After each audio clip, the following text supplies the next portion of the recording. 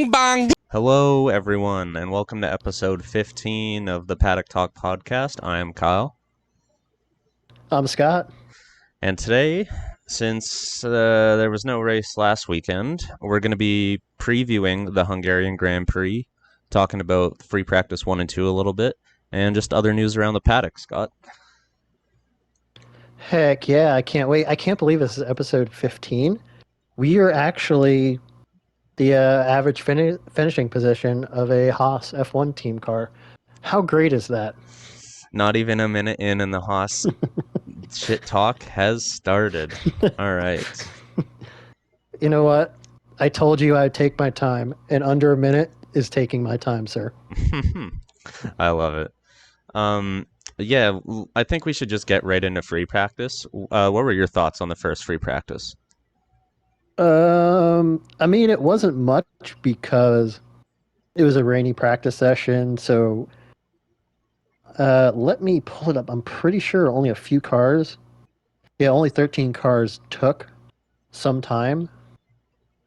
But the biggest thing was, Checo Perez has to, mind his P's and Q's because Red Bull is loaning Daniel Ricciardo to AlphaTauri for the rest of the season.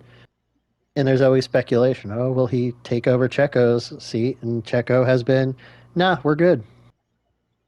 Well, Yeah. he bends it. He bends it in FP1, and it's not a good look right now. That's really the only thing that kind of took me by a surprise. Yeah, I know he signed until the end of next year, but you keep doing stuff like that. Helmut Marko's got his little notebook. He's in Horner's ear. Yeah, and it just seems like because he went out of bounds and started to brake on the grass. That's why he spun out. And it's these simple mistakes he keeps making. And I agree with you. I think if not after this Grand Prix, if he doesn't perform well in qualifying or the race, definitely at Spa, I think he might be let go.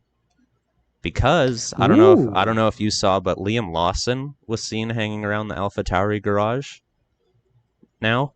So I think that puts even more pressure on Checo to perform because it's almost as if it's like, all right, Checo, you got like one more shot. If you don't perform, we're going to drop you for Danny Rick. And AlphaTauri is going to call Liam Lawson up to race with Yuki. I don't know if you saw that, if you getting the same feeling that he's going to be let go soon, but I don't know. I don't know. Well, I'm just surprised they didn't actually have Liam Lawson take over for Nick DeVries because, like I said, Daniel Ricciardo is on loan from Red Bull, the main team. So this is kind of interesting. I didn't see that. But, I mean, Lawson is a Red Bull driver, so, I mean, he could be there just in case. Since Nick DeVries wasn't even demoted to reserve, he's just, sorry, bye. Yeah. Don't let the door hit you. Yeah, he was dropped from the entire Red Bull family. I heard that breakup was a little bad. Like they kind of just, like you said, kicked him out the door. I'm sorry. I just imagined for some of our older listeners, the Fresh Prince of Bel-Air, Helmut Marko's Uncle Phil, and Nick DeVries is Jazz and just tosses him out of the mansion. I just imagine that was Helmut Marko just dunking Nick DeVries outside the Red Bull factory in Milton Keyes. Yeah, and if it wasn't already bad enough, Danny Rick ended up doing better times than Checo in free practice too. Yeah, with Max Verstappen running 11th. It was on soft tires, but it was on a high fuel run. So we don't know what Red Bull may be hiding with that new side pod and cooling units they've brought to the Hungarian Grand Prix. But Checo, all the way down to 18th in Haasland, I don't know. I really hope the Red Bull is just kind of hiding its cards until tomorrow afternoon. But what did you think about free practice 2? Yeah, I thought free practice 2 was good. Yuki actually surprised me, finishing up in 4th, I think. He's getting the most out of his AlphaTauri. Daniel Ricciardo actually didn't. I thought he'd do a little bit better. But like they were saying on the broadcast, like that car has been developed for Nick DeVries and not him, and it also hasn't really been developed at all. Um, Again, Red Bull, the big surprise, I think, not making the top 10. That's got to be at least the first time this season in a practice session, I think, unless they haven't raced or put their cars out. But like you said, I think they're kind of just getting used to their upgrades a little bit and not showing the full potential of it and the new car. But we'll see tomorrow and Sunday. Oh yeah, they were only down. What am I looking at? Max only down a half a second off Charles Leclerc's fastest set time in Mm-hmm. FP2 on a high fuel run. So, I mean, low fuel, them actually pushing it. I mean, we could see the Red Bulls 1-2 if Checo can actually make it into Q3, which has yet to be seen the last 4 to 5 races. But yeah, Lando Norris was second. Again, that McLaren really, really, really stout. Both Alpines, third and fifth with Gasly and Ocon. And holy shit, a Haas in fourth and sixth position with Nico Hulkenberg showing up in both Alfa Romeos, seventh and ninth, with El Plan Fernando Alonso kind of sandwiched in between them in eighth. Like, it's kind of a really jumbled up practice session, which kind of gets me excited for qualifying tomorrow. I can't wait to see. Like, I'm hoping maybe Red Bull's sandbagging a tad, but with these guys pushing, we know the Alpine's really good at Hungary. Will we see a good qualifying session? I really, really hope so. Yeah, me too. Because I think I was seeing some of the predictions are right now that McLaren and Ferrari might be faster than Red Bull tomorrow. But we all know Ferrari will Ferrari themselves. And Ferrari's got a Ferrari. They didn't screw it up that bad, and yeah, and yeah, McLaren. I think Lando's going to do great. The new car looks great, and it's performing great. So I think they're going to do well. so should we talk about? We'll save our predictions there for a bit, Mm-hmm. and a couple little news stories.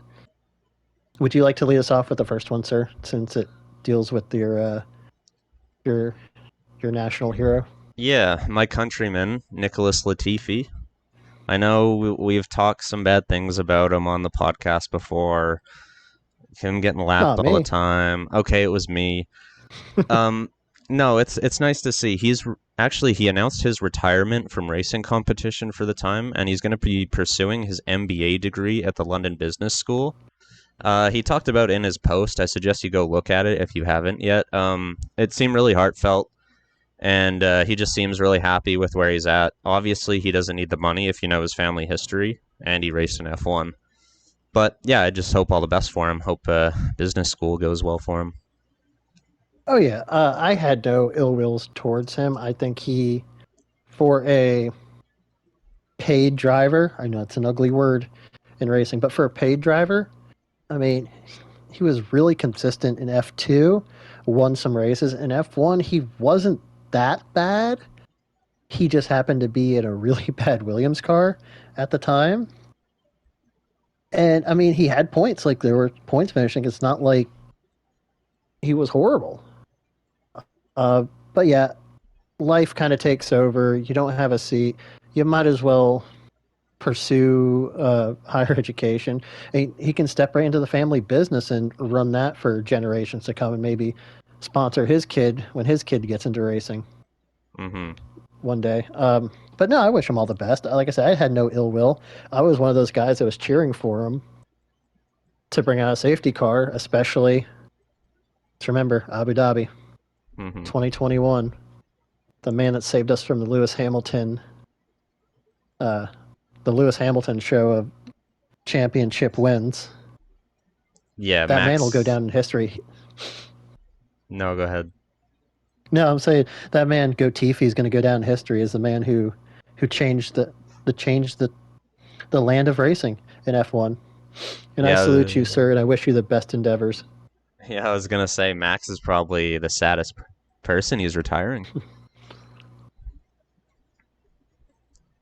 Max is probably like, I'll pay for your schooling if you want. I know you don't need the money, but let me do it, sir.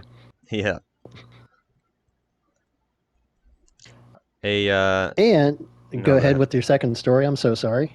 Well, this is kind of the bigger one, so I might want to save it. You go first.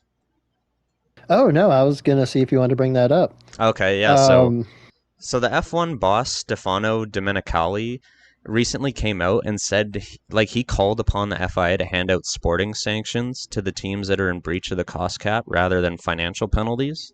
If everyone remembers from last season, Red Bull was in breach of the cost cap and they were fined $7 million or euro. I can't remember which one, and less wind tunnel Probably time. Euro. Yeah, probably euro, and less wind tunnel time, which, if what they're saying about their new side pods are true, hasn't really affected their development for the car. But another rumor kind of around that came out suggesting that three teams are in breach of the cost cap this year. Scott, I wanted to see which three teams you think that is and why. Ooh. So do you want me to go? Would you want to go one at a time with our reasoning, or Yes. do you want me to fire off all three? No, you do all three So, first. okay, number one, obviously Red Bull, because Max has to eat. Catering's always the financial issue. I think it's Red Bull would be your number one offender. Number two, here's my reasoning: Mercedes. Toto Wolff and his wife were matching his and her shirts. I think that put him over the cost cap. I don't know if you guys seen that on social media, but Toto Wolff wore a shirt with his wife Susie Wolff's face on it, and she wore a shirt with his face on it. Quite hilarious, but I really think that put him over the cost cap. That probably $1,000 per shirt little stunt. And number three, Haas, because I spent so much I couldn't get it out. Whoa. I'm sorry. No, they don't spend shit. Like if they spent more than 100 million on their team, I'd be really, really, really impressed. But no, number three, in all seriousness, I could see it being Aston Martin with the whole stuff that they've done building the new factory and upgrading this car for this year. Don't be surprised if it's Aston Martin. Yeah, I completely agree with you. So my three, again, the first one, I think two of them are very clear just based on the season, and the third's kind of a mystery. So I think Red Bull, obviously, because they did it last year, why wouldn't they do it this year? And they were so dominant from the beginning of the season.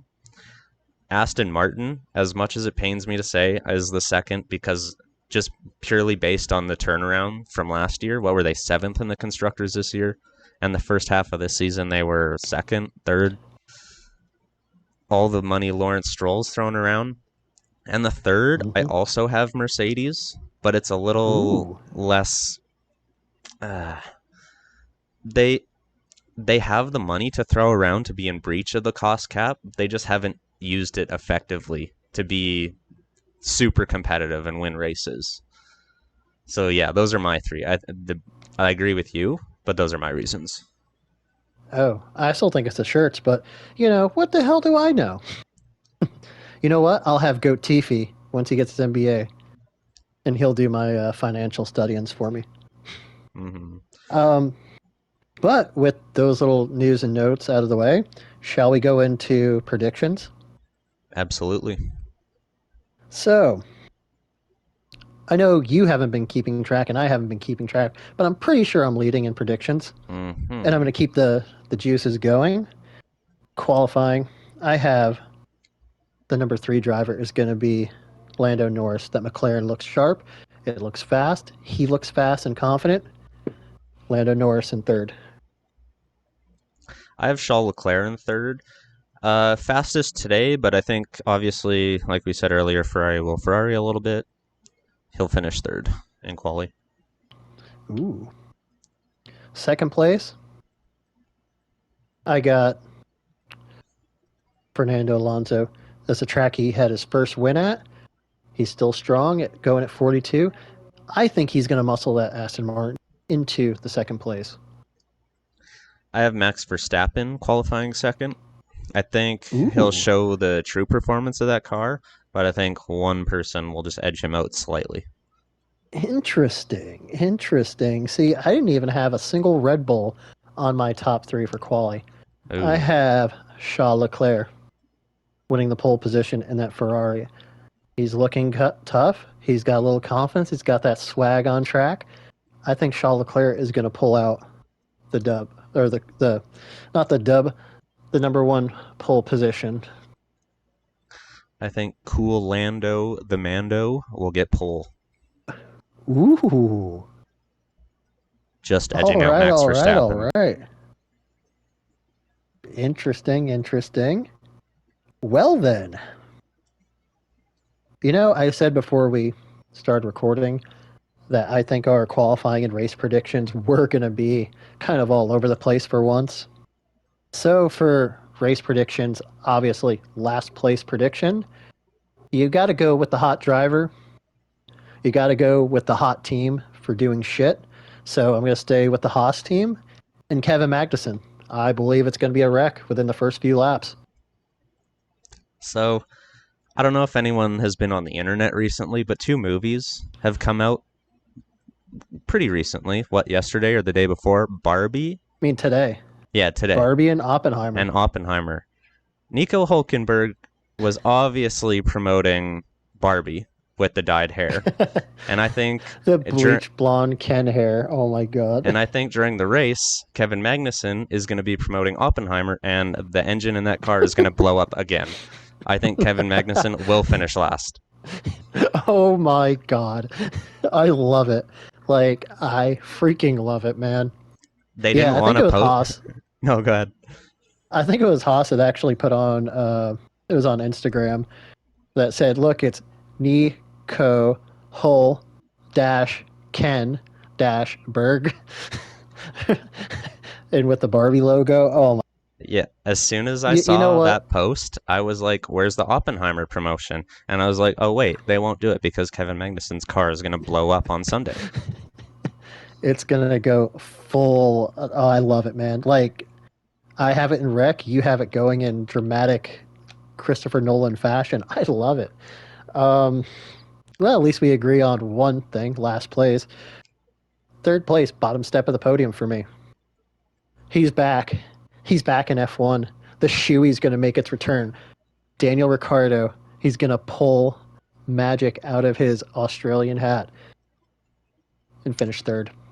I like it. I do have Ricardo finishing in the points, but I don't have him finishing on the podium. I have Lando dropping from pole position down to third on the podium. Ooh. So second place, I have the man, the myth, the legend, Charles Leclerc.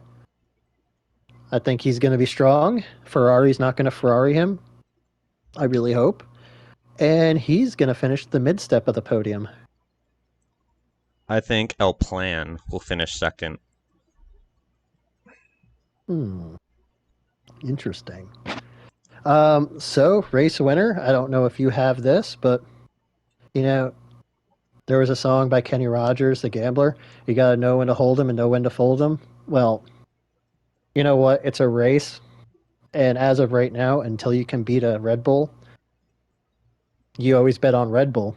And it's going to be Max Verstappen. He's going to pull out the dub on Sunday. Yes, Max Verstappen is also my race winner. I think he's going to win, and Red Bull is going to beat McLaren's 35-year 11 race wins in a row victory or record, 11 or 12. It was 15 and 88, and yeah, like the Ferrari of Berger won, like towards the end of the season. So yeah, that would be about right. Hmm. But yes, Interesting. Max is Interesting. going to win this race, and he'll probably win the It's next good. race. And then And the then race after. You know what? Like it's not even funny. We're not trying to like just pump Red Bull's tires up. They just do it. It's like a Mercedes from 2015 to 2020. Like there was no competition whatsoever until you show competition. That's when we're gonna start hedging our bet somewhere else. But that, especially Max Verstappen's Red Bull, is way too strong, and you just can't bet against it. Even if it starts in Checo territory in 13th or 14th, the guy can do it. He spun out last year. He spun out on the last turn, 360'd, lost the lead, came back and won by what, 20 seconds? Yep. The and this is a better car than last year. So you can't bet against him. No. Did you have anything else to add, sir? I think that's all I got on my notes, unless you Yeah, have I think something. I think that's all the news around the paddock for this week. Oh man, it was kind of a short one, but I can't wait until the post race when we get to talk about Mm-hmm. Danny Rick on his podium. I'll do a shoey if it happens. Maybe in one of my fine. I do a shoey in my ice skates, If my hockey Daniel skates. I'll just Ricciardo rip it. makes the podium, we're both doing a shoey from an ice hockey skate live on show.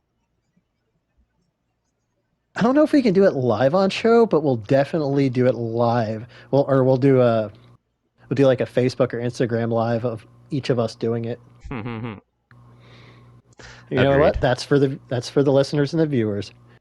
Um, Again, thank you guys for listening to the second close to the number one F1 podcast right now in Paddock Talk. I really appreciate everybody for listening. Please, we're trying our best to get on social media to put as much stuff as we can, but the more you guys interact with us, the more we're going to do it, and the better this pod's going to be. I've been Scott. I've been Kyle. Thank you, everybody, for listening. Enjoy the Hungarian Grand Prix, and we'll catch you next week. Hey everyone, thanks for listening to Paddock Talk. Don't forget to like and share the episode and check out Paddock Talk on Spotify, Apple Podcasts, YouTube, Facebook, Instagram, Twitter, and Discord.